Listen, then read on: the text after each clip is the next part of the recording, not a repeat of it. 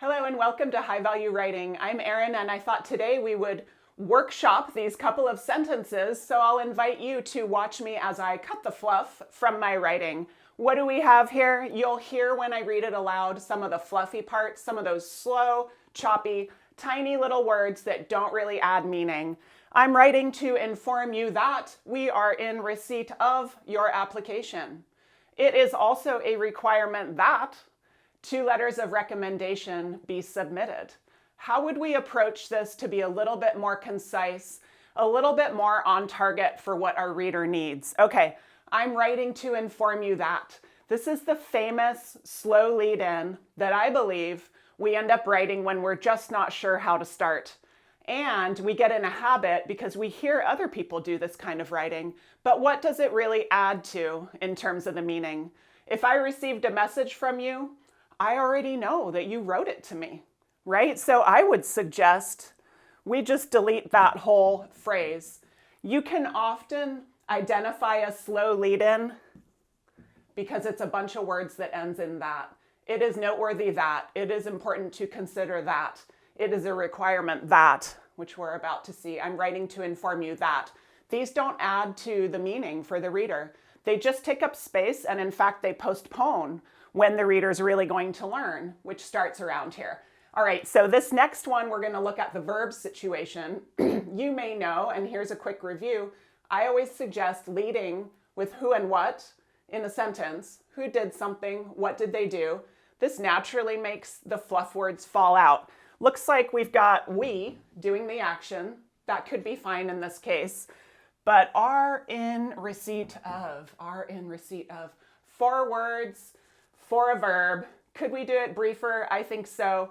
By the way, this is another thing where just because we've heard it before, it gets into our heads as if it's professional. We are in receipt of. But when someone comes to read that message, it really just slows things down and it can sound a little showy as well, right? I'm going to just change that to we have received. Sorry about that. Rocking. So now we have received your application. Thanks for letting me know, right? I can see it so much easily now. It is also a requirement that. Another of those slow lead-ins, I would say get rid of it. People don't like to be lectured, right? We can show that it's a requirement with strong verbs. We don't need to say it is a requirement that, right? That can make a reader A, get defensive, or B, it just makes us take longer to get to the content. So what do we have here? 2 letters of recommendation are provided. One more way to make this concise is I would again say who's doing something, what are they doing, put who and what in the front. Well, in this case, who's going to do the providing? It's me, right? It's you, the reader. And so to begin with who and what, in a way, it would be you, the who, provide.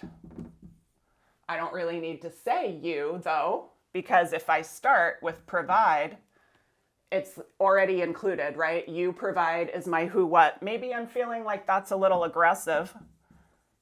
I'm going to add a please. Please provide 2 letters of recommendation. Don't need that anymore. So notice how by moving who is doing something and what are they doing to the front, we got rid of little extra words like are and that, little fluff words. So get rid of the slow lead-ins, put your who and what in the beginning. This was an example of cutting the fluff. We'll do a few more of those soon, but also going to cover some academic writing examples. If you have a sentence or a concept that you'd like to workshop or learn more about, please let me know in the comments. And I'd love to hear if you like this approach to teaching in these videos. And if so, I'll bring some more your way. Have a great day. Thanks for watching.